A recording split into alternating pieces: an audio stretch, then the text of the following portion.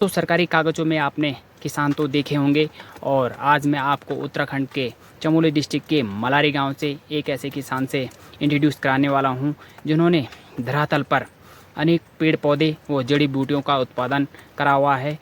तो welcome back to my channel Bhotia भाई जी। तो दोस्तों, जितने पेड़ पौधे यहाँ पे जंगलों में देखने को नहीं मिलते हैं उससे ज़्यादा आपको दौलत एप्पल फार्म में देखने को मिल जाएंगे। तो मिलते हैं, राणा जी से बात करते हैं और किस तरह का यहाँ पे उनका एक्सपीरियंस रहा। तो लेट्स गो।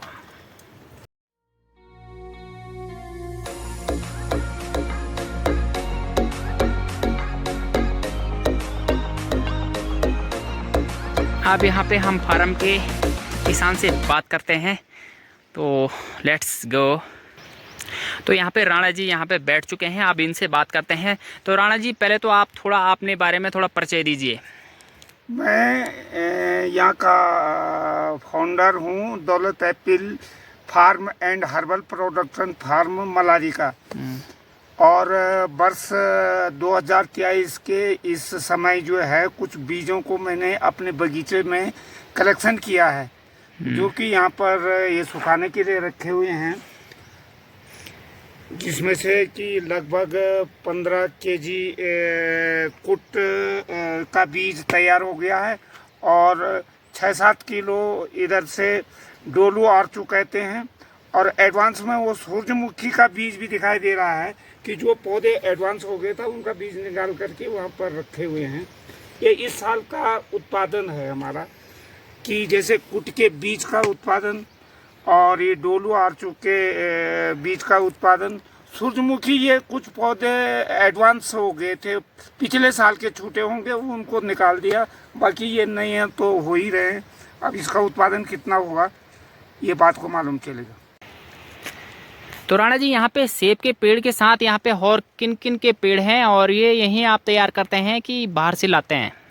जैसे Nanda Devi biosphere reserve national park वालों से जैसे देवदार के वृक्ष लेता हूँ, जैसे कि इस साल भी लिया है कुछ, और पूर्व में भी उन्हीं के सौजन्य से जो है इसमें जितने भी देवदार के लगभग 400 पौधे हैं, सारे वयस्क और अवयस्क, ये नंदा देवी बायोस्फीयर से। और जो पहले मैंने कुछ पौधे जो है उद्यान विभाग से सेव के लिए थे, आड़ू के लिए थे, अखरोट के लिए थे, खुमानी के लिए, लेकिन मैं 5-6 साल से जो है हिमाचल से अपनी चॉइस का जो है पौधे लेके आता हूँ, क्योंकि मैंने एक गाइडलाइन में पढ़ा था हमेशा सेव हाइट और साइड के हिसाब से लगाने चाहिए। तो मुझे ये सिद्धांत अच्छा लगा, तो मैं अपने आप जाके अपने पसंद के पौधे लाता हूँ। ठीक है गुरु जी। तो राणा जी, दौलत एप्पल फार्म में यहाँ पे सब्जी वगैरह का क्या क्या उगाए जाते हैं? यहाँ पे मैं मुख्य तौर से महरा कद्दू और स्थानीय कद्दू और गोभी, पत्ता गोभी को ज़्यादा प्रेफरेंस देता हूँ, मूली को। और जो यहाँ पर सप्लाई की जहाँ तक बात होती है, इतना ज़्यादा नहीं उत्पादन कर पाता हूँ, क्योंकि मैं इस चीज़ में जैविक खाद का ही उपयोग करता हूँ, जैविक उत्पादन ही करता हूँ। चाहे कोई भी चीज़ हो, चाहे वो सेब हो, चाहे अन्य फसलें भी हो, जैसे राजमा वगैरह जो भी हैं, बीन्स वगैरह हैं, और इसको सप्लाई यही हो जाता हमारा। जैसे कई लोग आर्मी आईटीबीपी में जैविक को पूछते हैं, बाज़ार का, जैसे बाज़ार में भी यहाँ नीचे की सब्जी आती हैं, स्थानीय भी आते हैं, कई लोग जो हैं फर्टिलाइज़र का यूज़ करते हैं, लेकिन मैं इन चीज़ों को परहेज करता हूँ, इसलिए मेरा माल यहीं काफ़ी कीमती बिक जाता है। जैसे बाज़ार की सब्जी से ड्योढ़ा कीमत में बिक जाता है। तो राणा जी, आप जैसे कि यहाँ पे धरती पे यहाँ पे आपने चारों तरफ हरा भरा करा है, तो ये क्रेज आपको कहाँ से उत्पन्न हुआ कि यहाँ पे इस प्रकार का आप खेती करें या पेड़ लगाएं? बहुत पहले जो है लगभग 1962 में मेरे पिताजी ने जो है 4-5 पेड़ जो है सेव के जोशीमठ से कहीं से प्राप्त करके लाए थे, जो कि एक बगीचा छोटा सा मलारी पुल के पास है, मोटर रोड पुल के पास है, उसमें लगाए थे मेरे पिताजी ने। तो उस समय मैं जरा दुविधा में था कि कहाँ जहाँ, और चूली खुमानी नहीं हो पा रहा है, वहाँ मेरे पिताजी सेब लगा रहे हैं, शायद मेरी नेगेटिव सोच रही हो।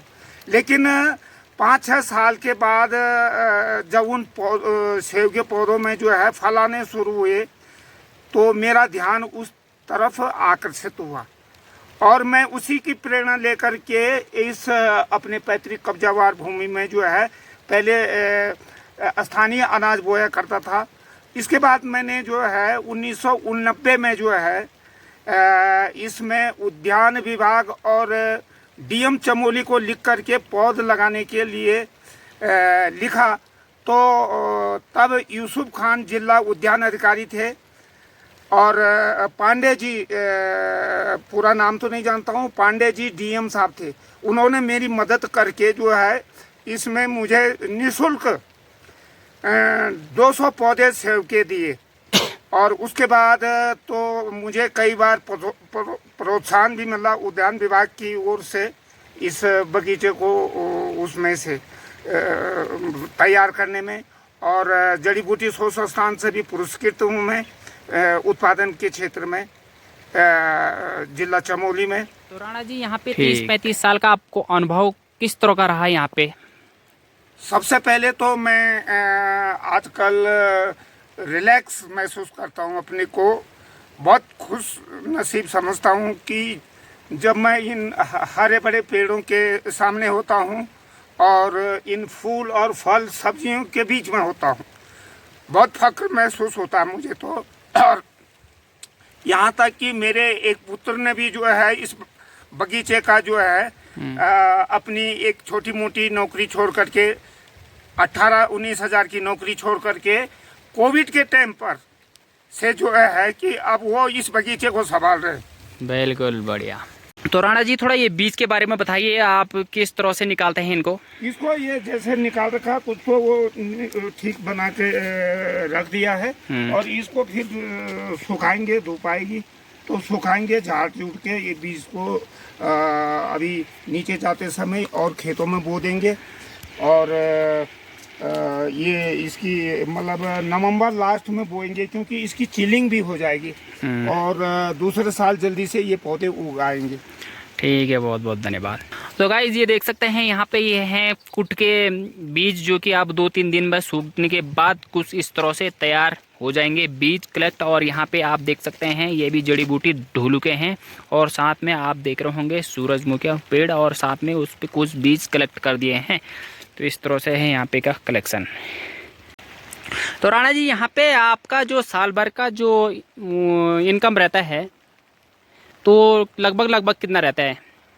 ये मैं सीधी तौर पर ये बताता हूँ कि 3-4 मेंबर मेरे घर के होते हैं और 3-4 लेबर मेरे पास 6 महीने मई जून से जून जुलाई से मई जून से और नवंबर लास्ट तक रहते हैं यहाँ पे।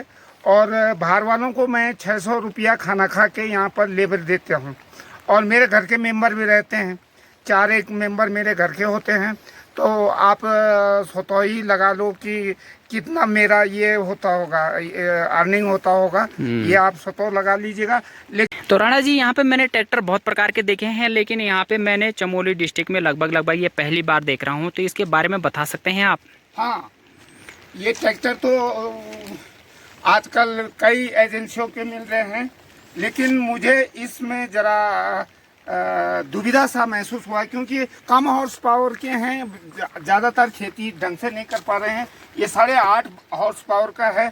मैं इंडिविजुअल बिना सब्सिडी के लुधियाना जा कर के, अहमदगढ़ जा कर के ये 8.5 हॉर्स पावर का ट्रैक्टर और इसकी ट्रॉली भी ला चुका हूँ। 55,000 की ट्रॉली है और 52-53 हज़ार का ये पावर टिलर है। ये मैं अपनी चॉइस पर खेतों के लिए ला चुका हूँ और इसमें मेटल कैरी करने के लिए इसमें ट्रॉली भी ला रखा हूँ। अच्छा, मतलब गोबर वगैरह सारने के लिए और लोडिंग अपलोडिंग के लिए। हाँ, ठीक है, बहुत बहुत बढ़िया बात। तो दोस्तों दौलत एप्पल फार्म में हो चुके हैं पत्ता गोभी और अब ये मार्केट में जाने के लिए हो चुके हैं तैयार। और